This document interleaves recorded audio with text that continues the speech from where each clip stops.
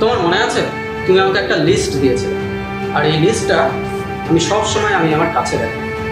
এখানে তোমার প্রয়োজনের সমস্ত জিনিস লেখা আছে যেটা তুমি আমার থেকে চাও, কিন্তু এখানে কোথাও লেখা নেই যে তুমি আমার থেকে ভালোবাসা বা একটু সময়টুকু চাও।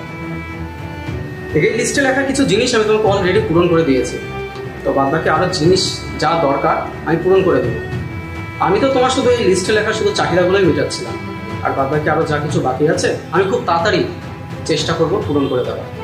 আমাকে মাফ করে দাও। আরে আমি কে তোমাকে মাফ করার? আমি তো শুধু তোমার এই চাহিদাগুলোই মেটাচ্ছিলাম। দাও, লিস্টটা দাও আমাকে।